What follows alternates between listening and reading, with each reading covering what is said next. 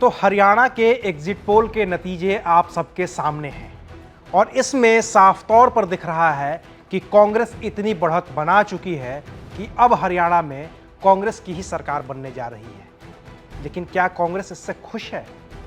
क्या कांग्रेस का आला कमान इस नंबर को देखने के बाद इतना मुतमईन है कि वो अपना ही मुख्यमंत्री चुन पाएगा? और अगर चुनेगा तो आखिर वो किसे चुनेगा? चलिए आज विस्तार से बात करते हैं। नमस्ते, मैं अविनाश हूं और आप मुझे एबीपी लाइव पर देख रहे हैं। अगर एग्जिट पोल के जो आंकड़े सामने आए हैं यही अंतिम नतीजों में परिवर्तित होते हैं तो ये तो साफ है कि हरियाणा में 10 साल के बाद बीजेपी सत्ता से हट रही है और कांग्रेस की सरकार बन रही है। लेकिन सवाल है कि मुख्यमंत्री कौन होगा? क्या हुड्डा, जो बार बार ये दावा कर रहे हैं कि वो वही मुख्यमंत्री है, या कुमारी शैलजा, जो ये कह रही हैं कि वो भी मुख्यमंत्री के रेस में है, या दीपेंद्र हुड्डा, जिन्होंने अपनी दावेदारी छोड़ी नहीं है, या रणदीप सुरजेवाला, क्योंकि वो भी कह रहे हैं कि अगर सत्ता मिली तो किसी को भी वो बुरा तो लगना नहीं है। कांग्रेस ने लगभग जीत दर्ज कर ली है जो एग्जिट पोल के आंकड़े कह रहे हैं। लेकिन अब आला कमान के सामने, राहुल गांधी के सामने, मल्लिकार्जुन खड़गे के सामने, सोनिया गांधी के सामने सबसे बड़ी चुनौती इस बात की है कि इस जीत को पचाया जा सके और किसी एक नाम पर आम सहमति बनाई जा सके कि वही मुख्यमंत्री होगा। क्या भूपेंद्र हुड्डा मानेंगे कि किसी और को वो कुर्सी दे दी जाए?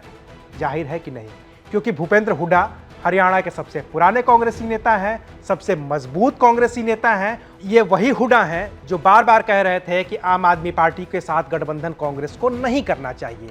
और हुड्डा की बात में कितना दम था ये एग्जिट पोल के आंकड़े आपके सामने नजर आ रहे हैं कि वो जो कह रहे थे वो लग रहा है कि सही कह रहे थे। और अब कांग्रेस ने वहाँ पे बढ़त इतनी बना ली है कि वही सरकार बनाने जा रही है। तो हुड्डा अपनी दावेदारी नहीं छोड़ेंगे।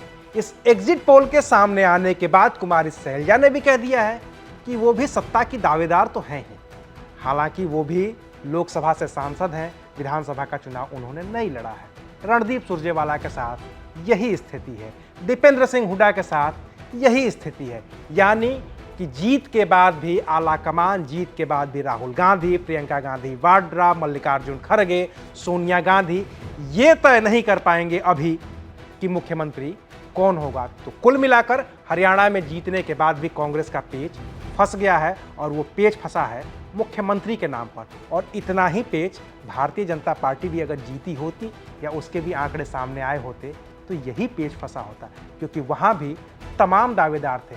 अनिल विज अपनी दावेदारी छोड़ नहीं रहे थे, राव इंद्रजीत सिंह अपनी दावेदारी छोड़ नहीं रहे थे, नायब सिंह सैनी मुख्यमंत्री थे ही थे, मनोहर लाल खट्टर को मुख्यमंत्री पद से हटाया गया था लेकिन उनका भी एक गुट था जो उनकी दावेदारी वापस कह रहा था।